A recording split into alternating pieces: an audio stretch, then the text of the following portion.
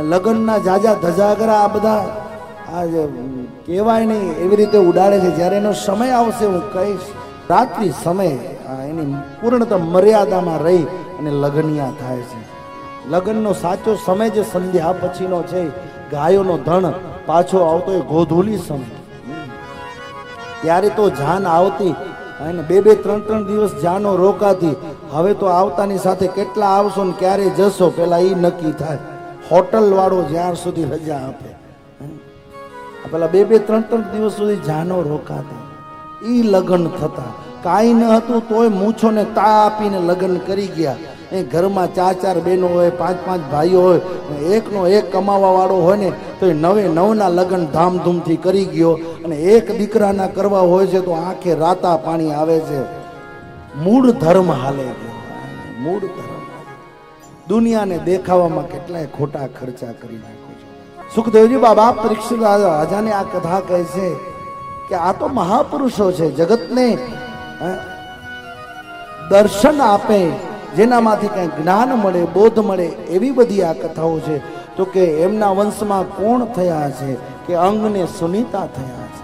ધ્રુવ મહારાજના વંશની અંદર અંગ સુનીતા થયા, જેણે 100 યજ્ઞ કર્યા અને યજ્ઞના માધ્યમથી પ્રકૃતિને શુદ્ધ કરી અને પ્રકૃતિ એ વરસાદ આપે ને વરસાદના માધ્યમથી જીવ માત્રનું કલ્યાણ થવા લાગ્યું. પણ થયું એવું કે અંગને સુનીતાના ઘરે વેન નામે પાપી રાજાનો જન્મ થયો. જે વેન રાજા ન યષ્ટવ્યમ ન દાતવ્યમ ન હોતવ્યમ ન દ્વિજા ક્વચિત, યજ્ઞ બંધ કર્યું. ન યષ્ટવ્યમ ન દાતવ્યમ, દાન આપવું છે તો મને આપો, કોઈને આપો નહીં. આહુતિ આપવી છે તો નારાયણાય વિષ્ણવે રુદ્રાય નહીં, વેનાય સ્વા, મારા નામની આહુતિ આપો. ગાયો બ્રાહ્મણોને બંધનમાં મૂકી, નગારો વગાડ્યો છે, બધાને ભેરી ઘોષણ કર્યો કે કોઈ પણ યજ્ઞ કરશે, દાન દક્ષિણા આપશે બ્રાહ્મણોને તો એને યોગ્ય મૃત્યુદંડ દેવામાં આવશે. એક વખત બ્રાહ્મણો યજ્ઞ કરતા હોય છે, યજ્ઞની મનાઈ હતી. ઋષિઓ તપસ્વીઓ હતા, ત્રિકાલદર્શીઓ હતા, સ્વાની આહુતિ ચાલુ હતી. ત્યાં તો વેન ચડી ગયો. શું કરો છો? તમને ના પાડી છે કે આહુતિ નારાયણ વિષ્ણવેની નહીં, વેનાય સ્વાહા. આ તો ત્રિકાલદર્શીઓ બ્રહ્મવેતાઓ હતા, બ્રહ્મજ્ઞાનીઓ હતા.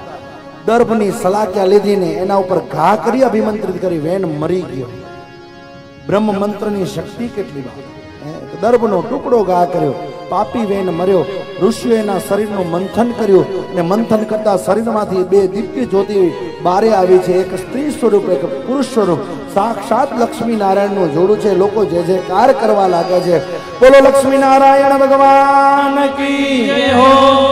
ડાબા અંગમાંથી એ સ્ત્રી બહાર નીકળી, જે અર્ચી મહારાણી હતી, અને જમણા અંગમાંથી પુરુષ બહાર નીકળ્યો, પૃથુ મહારાજ હતા, જેમણે આ જે ખેતીની ક્રાંતિ કરી છે. હળ દ્વારા તમે જે ખેતી હળાવો છો ને, ધરતીને ખેડો છો, એ ક્રાંતિ કરનારી પૃથુ મહારાજ હતા. પૃથુ મહારાજ હાથમાં દંડ લઈ ક્ષત્રિય હતા. ધરતીને મારવા જાય, શું કામ તું અન્ન નથી દેતી કે?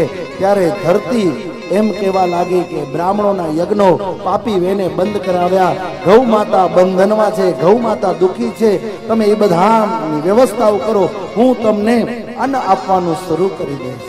હરિભક્તો યાદ રાખજો, જ્યારે ધરતી ઉપર વેદ, ગૌ, બ્રાહ્મણ, સંતો દુઃખી થાય ને એટલે માં ધરતી અન્ન આપવાનું મૂકી દે છે.